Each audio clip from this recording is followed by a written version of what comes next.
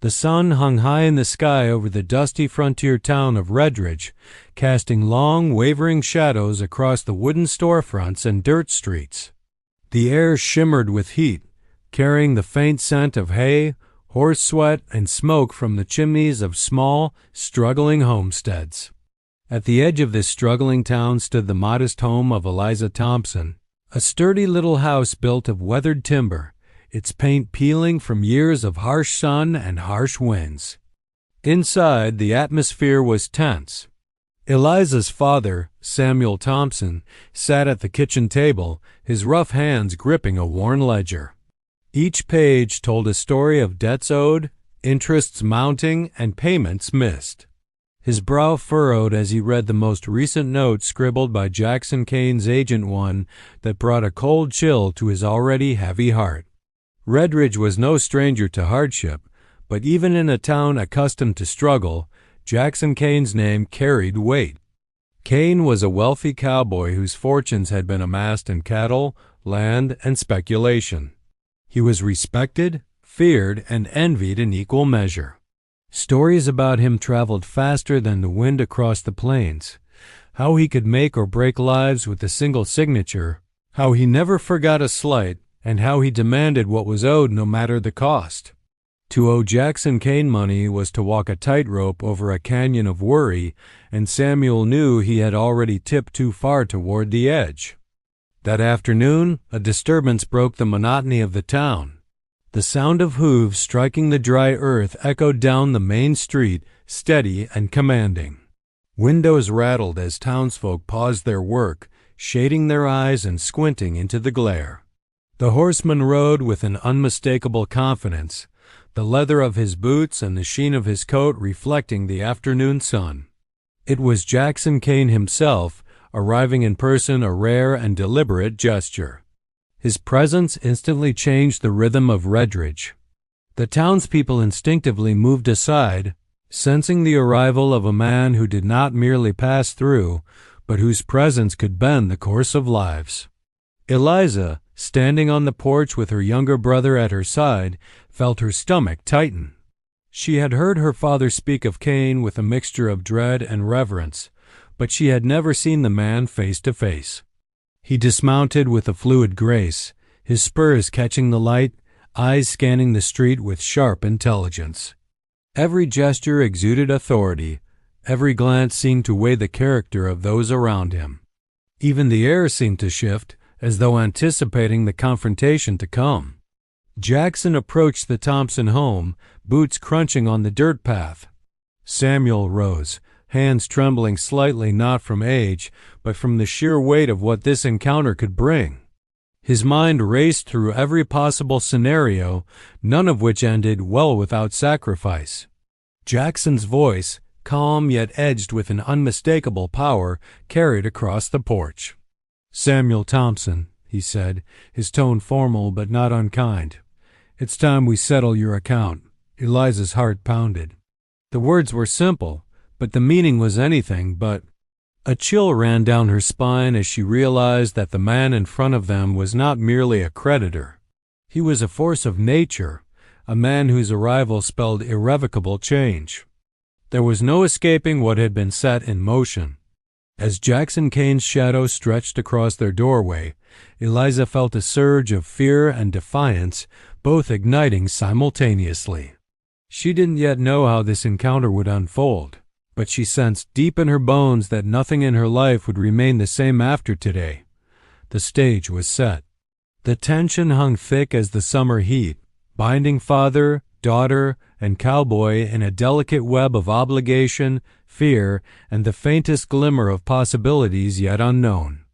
Redridge had always been quiet, predictable, and small, but with Jackson Kane in town, predictability was gone and change was coming, whether they were ready or not.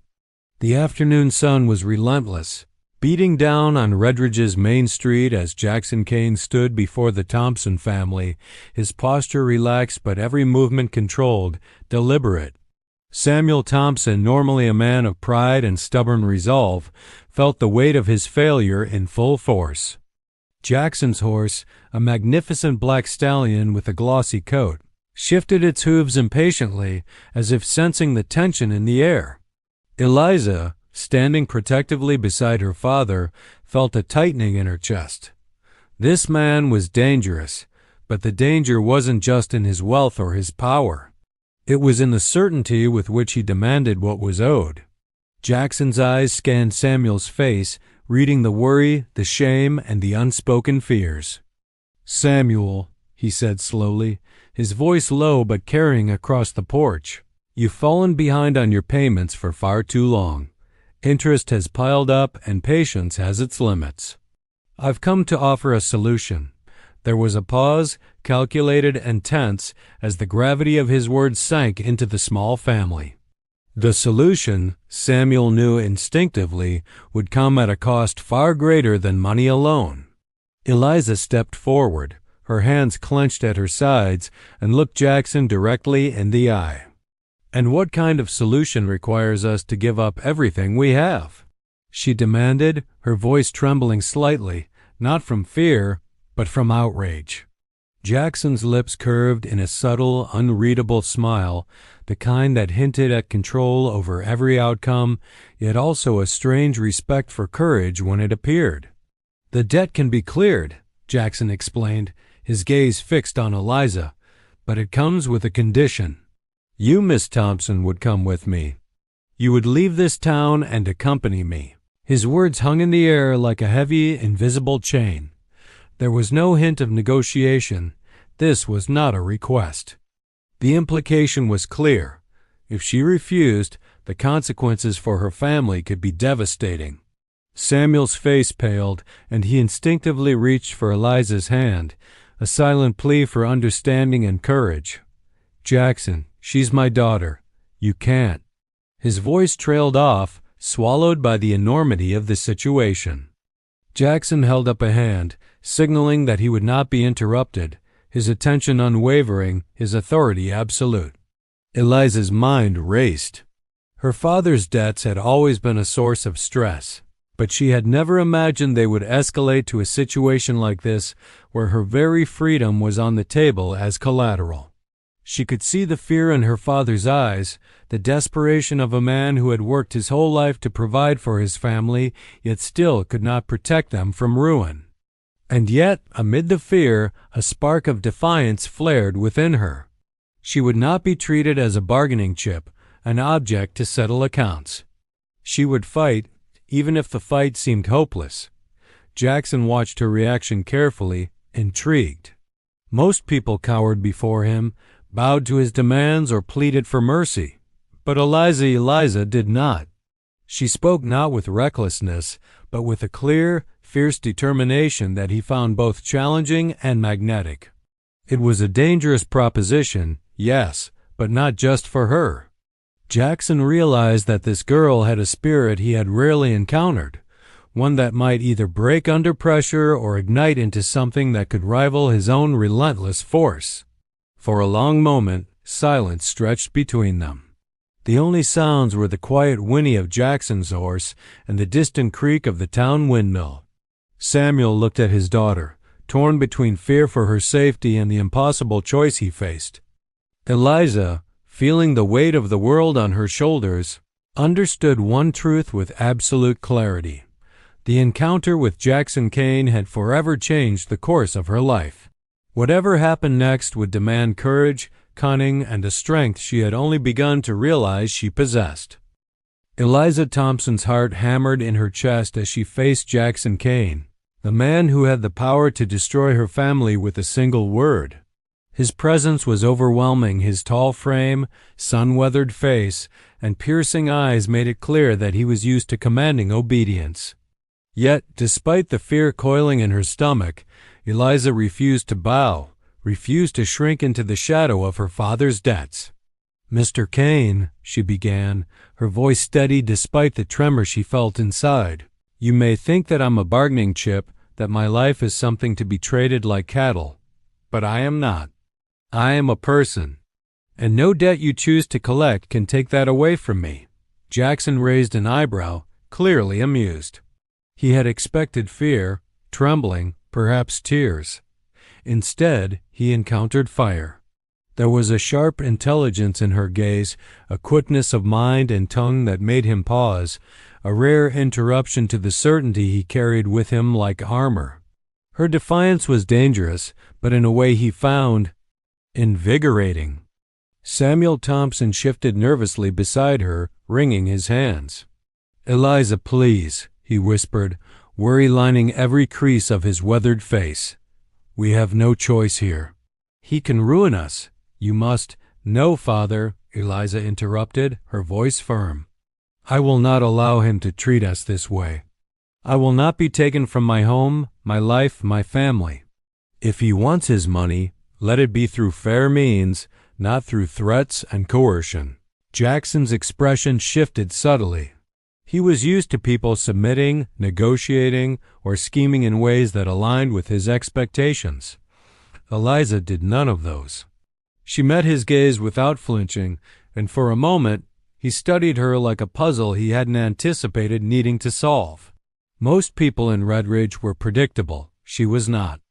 "Very well," he said slowly, his voice controlled but carrying a weight that made the hair on her arms rise. "You choose defiance over compliance. That is admirable." There was a hint of a smile, almost imperceptible, that softened the severity in his eyes. "But understand this, admirable or not, defiance will not erase what is owed." Eliza's pulse quickened. The stakes had only grown higher. Yet with the rising fear, a flicker of determination burned brighter. She would not simply be a passive participant in her own life, even in the face of a man like Jackson Kane. She realized, deep in her bones, that she had to negotiate from strength, even if that strength was the only weapon she possessed, her courage and her wits. "You may have wealth and power, Mr. Kane," she said, her tone sharp, "but you have no right to take what is not yours. You may demand repayment, but you will not demand me." Jackson tilted his head, intrigued by her audacity. It was rare, almost unheard of, for a young woman in Redridge to speak so openly, so boldly, to him. Most would have crumbled, pleaded, or tried to flatter him into mercy. Eliza did none of that. She relied on truth, on principle, on an inner strength that had been forged by years of hardship and responsibility. For the first time, Jackson Kane considered a different possibility. Perhaps the girl standing before him was not merely someone to be bargained for, but someone he could respect, someone whose mind and spirit could challenge him in ways few ever had.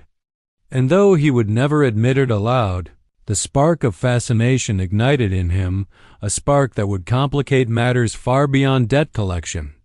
Eliza's defiance, fierce and unwavering, had set the stage for the unexpected.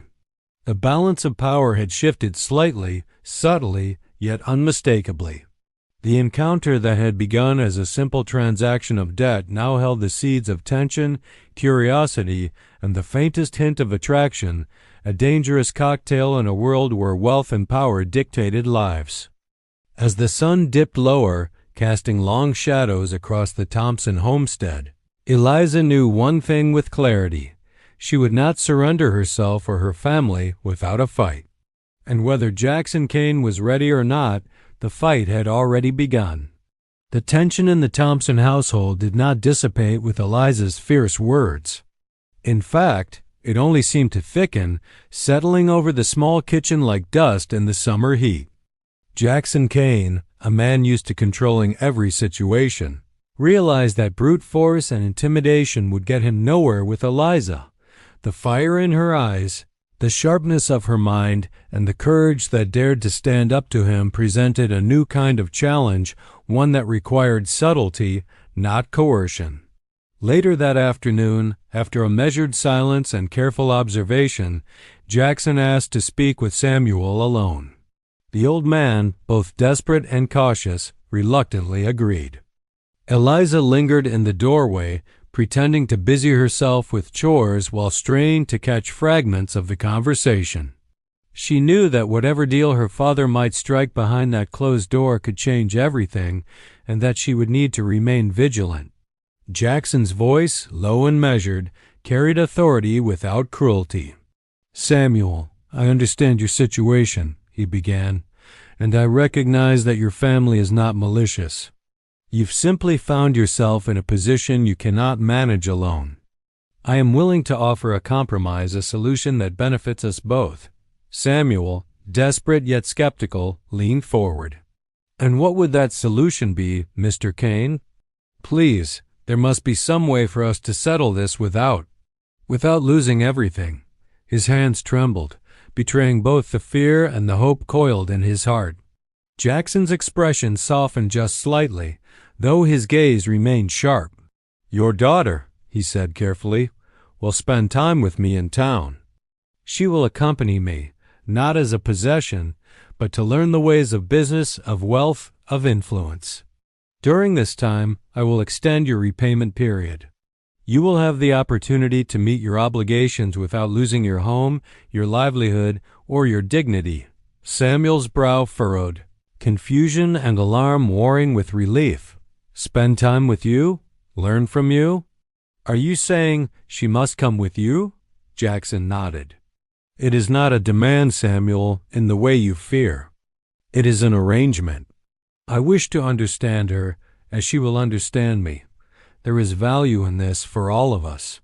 You gain time to repay your debts, and she gains experience and knowledge that may benefit your family in ways you cannot yet imagine." The weight of the proposal pressed down on Samuel, and he hesitated. His mind raced, picturing his daughter leaving home, the freedom she might lose, and the uncertainty of placing her trust in a man like Jackson Kane. Yet he also understood the alternative refusal could mean ruin, loss of everything they had worked for, and even danger. It was a gamble, yes, but one that could protect them if navigated carefully. Meanwhile, Eliza, still at the edge of the doorway, clenched her hands, caught between relief and indignation. She had not been consulted, yet the very essence of the deal seemed to strip her of choice. A fire ignited inside her, once more a determination that while she may have to participate in this arrangement, she would never allow herself to be controlled by it. She would turn this deal into her own arena, where her intelligence and spirit could prevail. Jackson, aware of her presence without needing to turn, allowed a faint smile to touch his lips. He recognized her wariness, her strength, and her cleverness. The challenge was not merely to collect a debt, it was to navigate a partnership with a woman whose mind and courage rivaled his own. By nightfall, the terms of the secret deal were clear. Eliza would go with Jackson, her father's debts temporarily deferred, and both families would navigate the delicate dance of trust, power, and unspoken attraction. It was a tense truce, fragile yet filled with potential. And as Eliza lay in bed that evening, her thoughts tangled between fear, curiosity, and defiance, she realized that while the deal had been made in secret, the real journey, one of understanding power and perhaps unexpected emotion, was only just beginning. The morning after the secret deal was made, Eliza felt a strange mixture of apprehension and resolve. She had agreed reluctantly and under protest to accompany Jackson Kane into the wider world of Redridge's town life.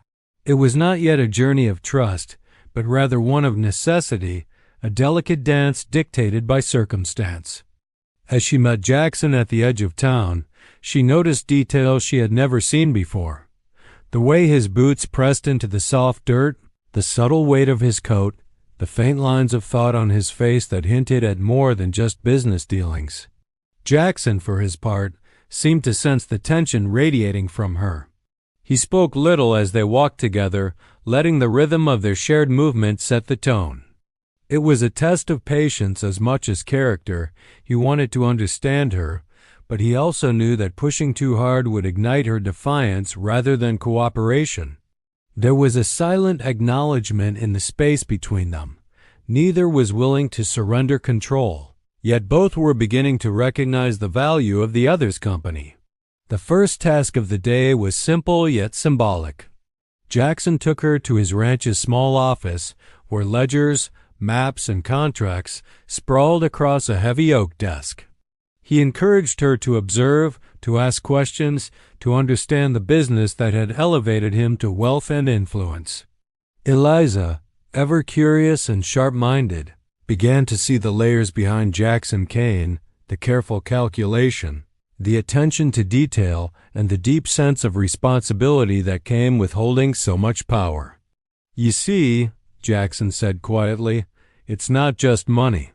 It's decisions, timing, relationships. Everything affects everything else. One misstep and the consequences ripple far beyond what most people realize." Eliza nodded, absorbing every word. She realized that this was more than a lesson in commerce. It was a lesson in human nature, in strategy, and in the way power shaped interactions and outcomes. She began to ask questions, ones that challenged assumptions, tested logic, and forced Jackson to explain decisions he rarely had to justify to anyone. With each answer, a subtle bond began to form, not of romance yet, but of mutual respect. By mid-afternoon, Jackson led her to the ranch stables, showing her how he cared for his horses, the rhythms of feeding, grooming, and riding. Here, in the quiet of the open air and the rhythmic work of handling animals, the tension between them eased. Eliza saw a softer side to the man who had intimidated her father. Jackson, in turn, observed her resilience, patience, and empathy, qualities that no ledger or contract could reveal. Conversation began to flow more naturally, filled with small debates, teasing remarks, and shared observations. Eliza discovered that Jackson could be witty, even charming, when not weighed down by the weight of business. Jackson discovered that Eliza's defiance was matched by intelligence and a sharp sense of humor, qualities that intrigued him far more than compliance ever could. As the day wore on, they faced small challenges together: a spooked horse, a stubborn mule, a mismanaged delivery. Each incident demanded cooperation, and with each success, the foundation of trust and understanding strengthened. It was not yet friendship, nor romance, but a fragile alliance built on necessity and mutual recognition. They were learning to navigate the delicate balance between respect, power, and personal boundaries. By sunset, as they walked back toward the Thompson home, Eliza felt a quiet shift within herself. Jackson Kane was no longer just a threat or a creditor. He was a man who could challenge her, frustrate her, and in a strange, uncomfortable way, inspire her. And Jackson, watching her stride beside him with confidence and fire, realized that his own perspective on the deal, and perhaps on Eliza herself, was evolving in ways he had not anticipated. The unlikely bonding of the day had planted a seed, a connection rooted in respect and subtle admiration, laying the groundwork for trust, tension, and the possibility of something deeper. It was fragile, delicate, and unspoken, but it was real, a way. The day after Eliza had begun her tentative alliance with Jackson Kane, word spread that another man had taken an interest in the Thompsons' vulnerability. Clayton Briggs, a shrewd and opportunistic local merchant, had been observing the family's struggles for months. Seeing Jackson Kane's arrival and the Thompsons' secret deal, he smelled opportunity. Clayton was a man who thrived on exploiting fear, and the Thompsons' recent predicament provided the perfect opening. Eliza was the first to notice his shadowy intentions. While running errands in town, she glimpsed Clayton lingering near the general store, eyeing her with a calculating look that made her stomach tighten. He approached with a false smile, one hand extended in civility while the other clutched a ledger filled with promises he intended to enforce by manipulation and intimidation. "Miss Thompson," he said smoothly, "I hear your family is in financial arrangements with Mr. Kane. Such a shame that debts like that can leave a family exposed. Perhaps I could be of assistance." Eliza's instincts screamed caution. Clayton was dangerous in a different way than Jackson. He relied on cunning, threats, and exploitation rather than overt power. She realized immediately that she would need help, and the man she had only begun to understand and trust. Jackson Kane was the only one capable of responding effectively. Later that evening, she returned to the ranch under the pretense of reporting to Jackson about the day's errands. Carefully, she relayed what she had seen. Jackson's eyes narrowed, his jaw tightening as he absorbed every detail. "Clayton Briggs," he muttered, voice low and controlled. "I've expected him to cause trouble sooner or later. The question is, how far is he willing to go?"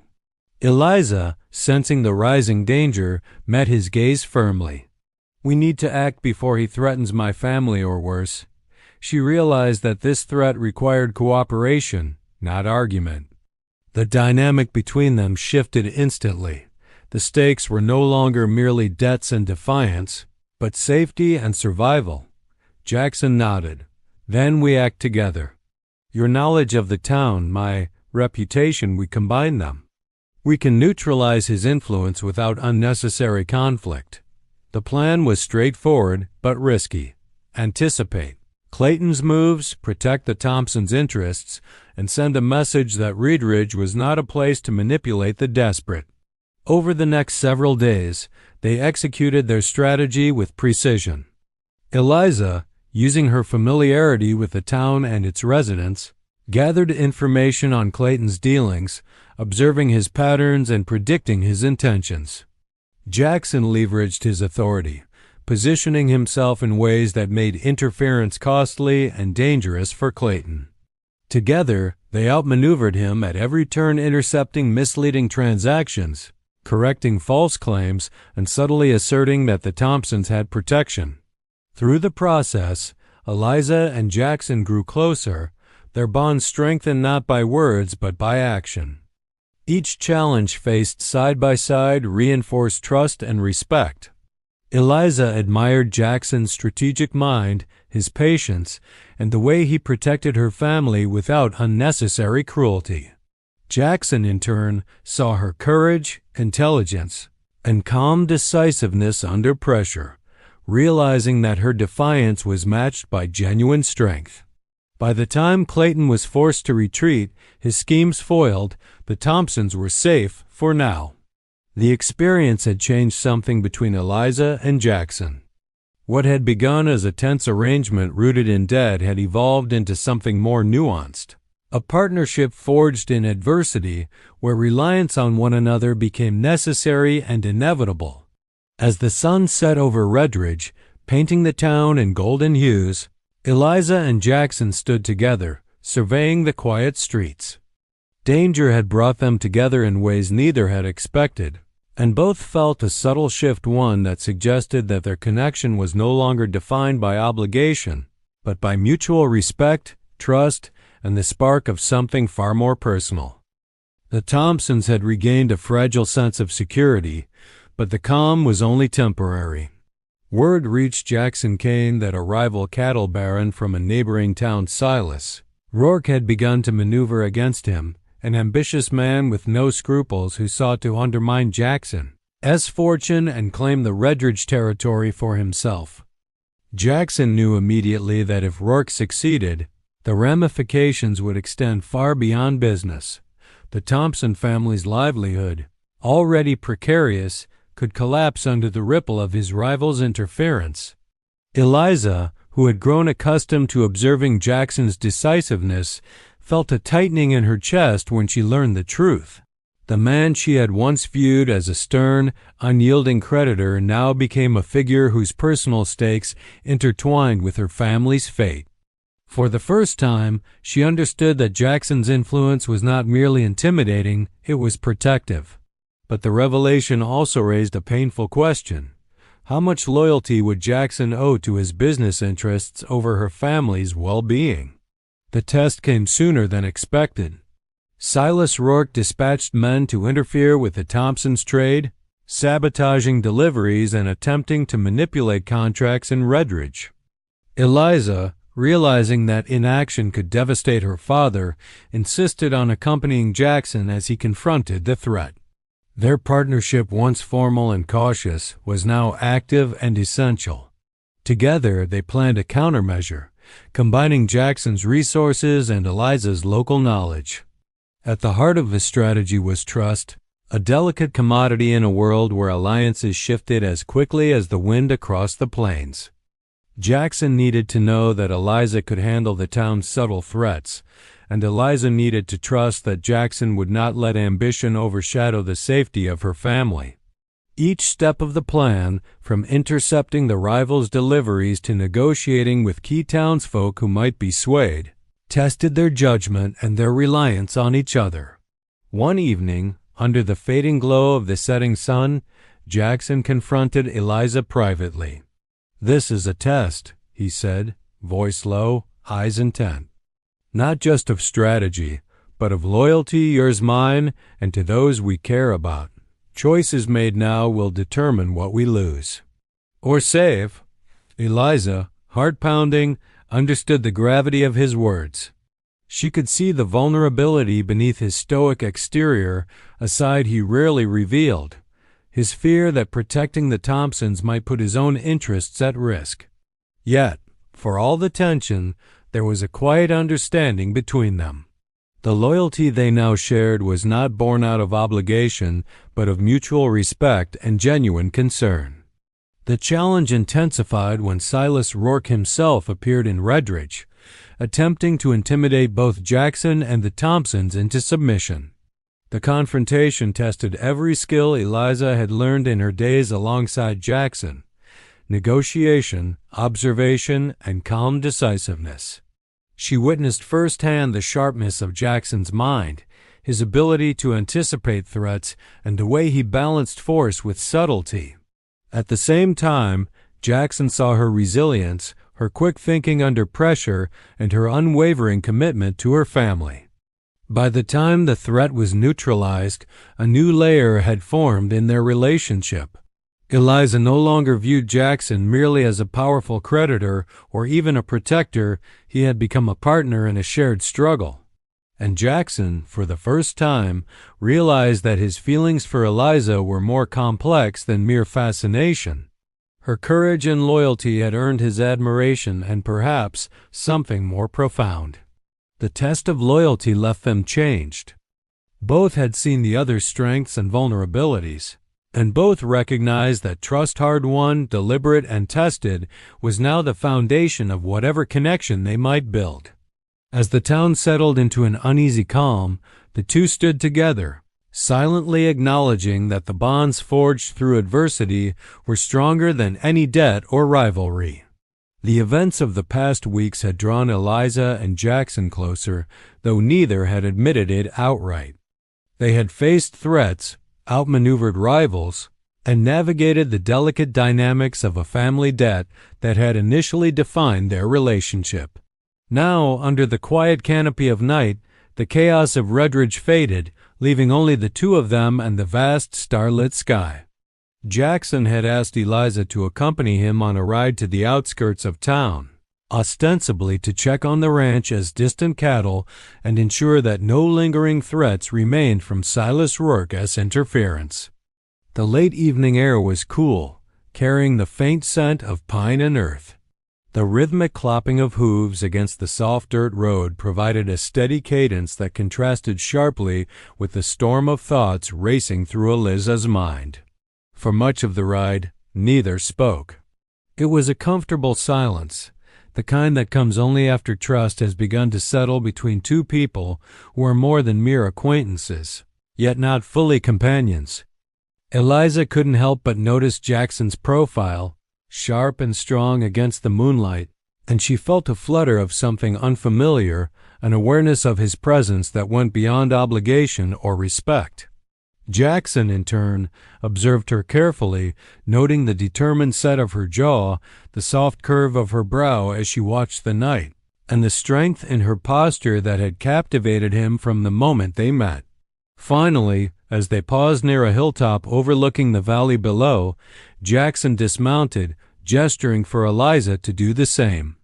The moonlight painted the landscape in silver and shadow, giving the world an ethereal quality, and for a moment, the tension that had always hovered between them seemed to soften. Jackson leaned against a fence post, his arms crossed, eyes lifted to the heavens. "Eliza," he began, voice quieter than she had ever heard it, "I've never met anyone like you. You challenge me, frustrate me, and yet, in ways I didn't expect, inspire me. I thought I came here only to settle a debt, to protect my interests, but I realize now that what I feel, what I'm beginning to feel, is more complicated. Eliza's heart raced, a mixture of fear, curiosity, and anticipation. Jackson, she said softly, unsure how to respond. Her mind reeled with the implications of his words. Was he speaking as a man who respected her courage, or as a man whose feelings had begun to shift into something she had barely allowed herself to imagine? He turned toward her, eyes earnest, vulnerable even, revealing a side of Jackson Kane that few had ever seen. "I don't expect anything from you," he admitted, "except honesty. But I need you to know that my intentions have changed. I no longer see you as part of a deal or as an obligation. I see you as who you are, strong, fearless, intelligent, and someone I can't stop thinking about." Eliza's breath caught in her throat. She had felt the shift, the growing fascination that had moved from mutual respect to something more tender, more dangerous in its intensity. "Jackson," she whispered, stepping closer, "I felt it too, but I've been so afraid.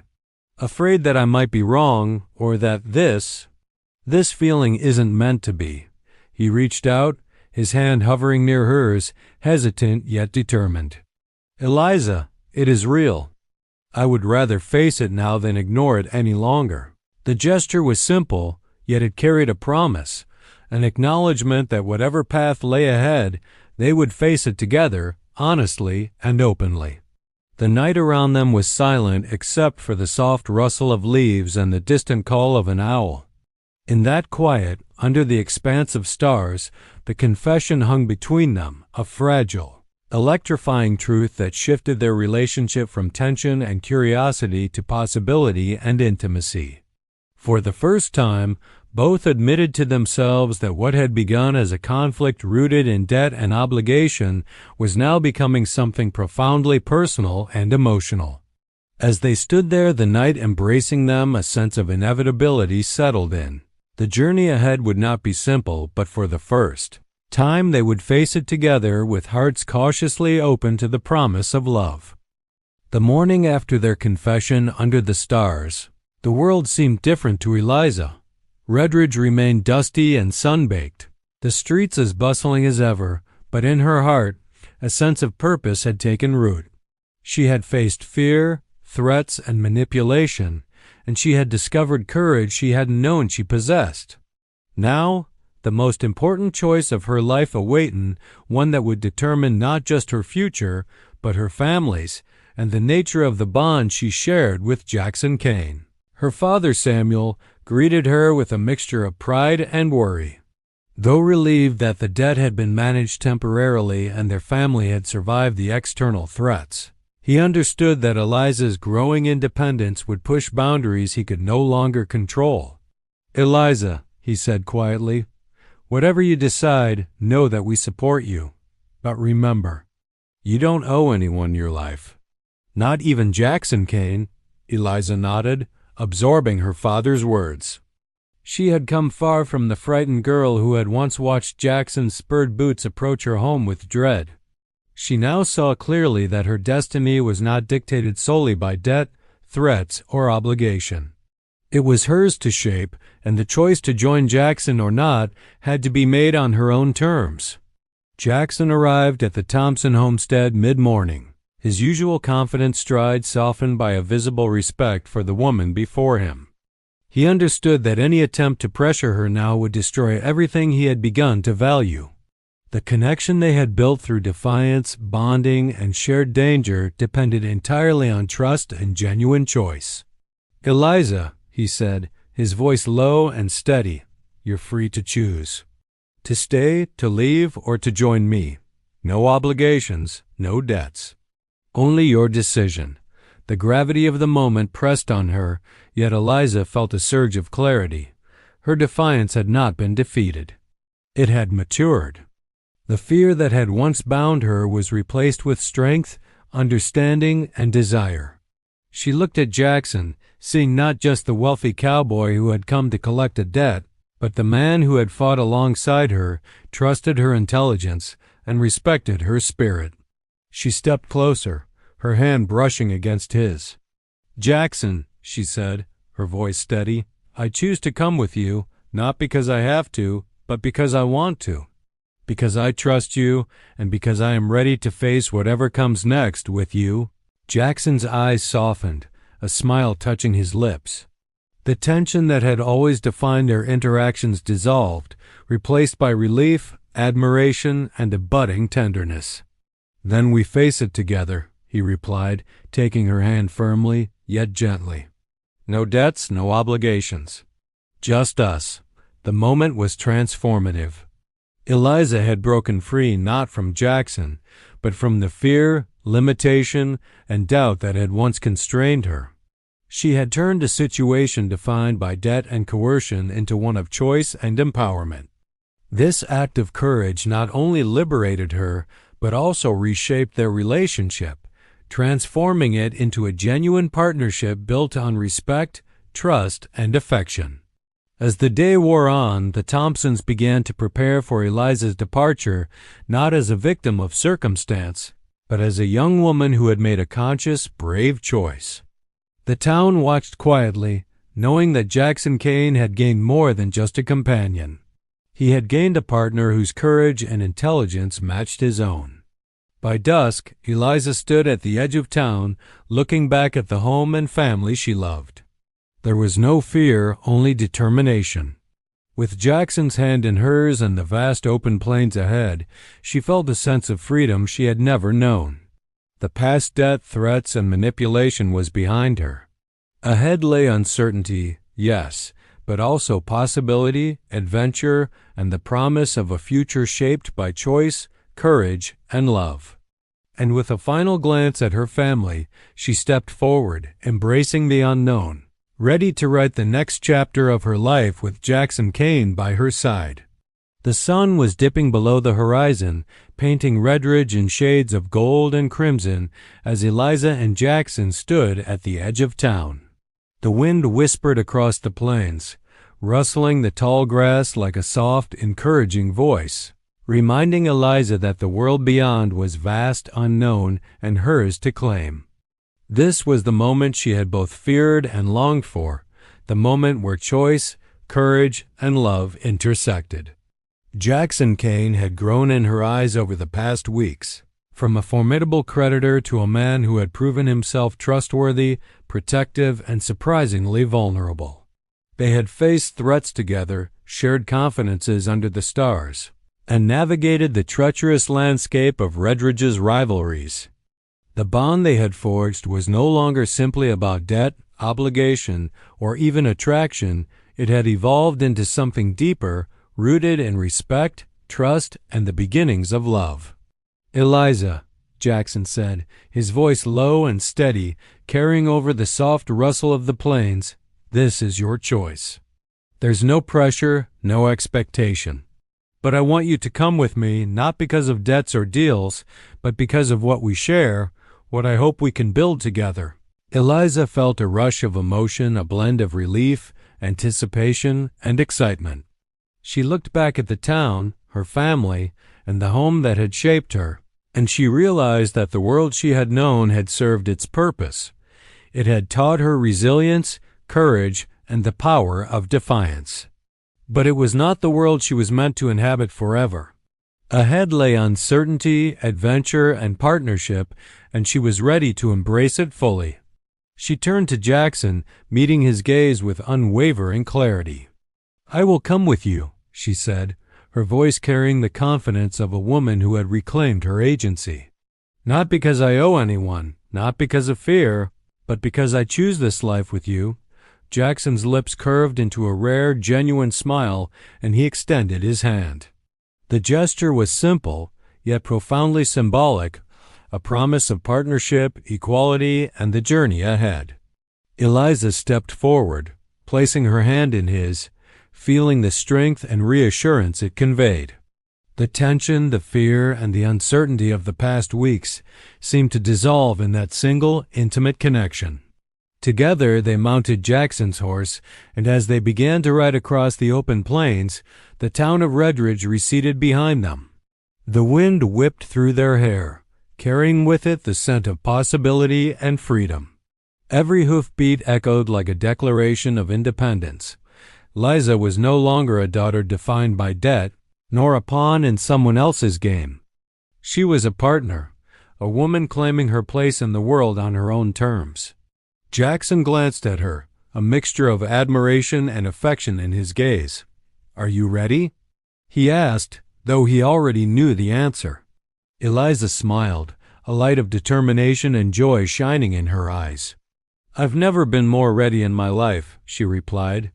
The horizon stretched endlessly before them, a canvas of opportunity, challenges, and shared dreams.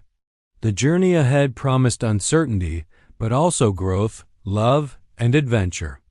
As the first stars began to twinkle in the evening sky, Eliza felt a profound sense of liberation. She was stepping into the unknown not as a girl burdened by debt or fear, but as a woman empowered by choice, courage, and the bond she had formed with Jackson Kane. As they rode side by side, the words lingered between them, unspoken yet undeniable. "Come with me?" It was not a command, nor an obligation, but an invitation to partnership, to trust, to love, and to a future neither could predict, yet both were eager to embrace.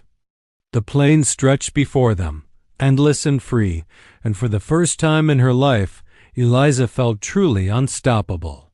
Together, they rode into that unknown, carrying with them the lessons of the past, the strength of their bond, and the promise of a life built on mutual respect, courage, and love.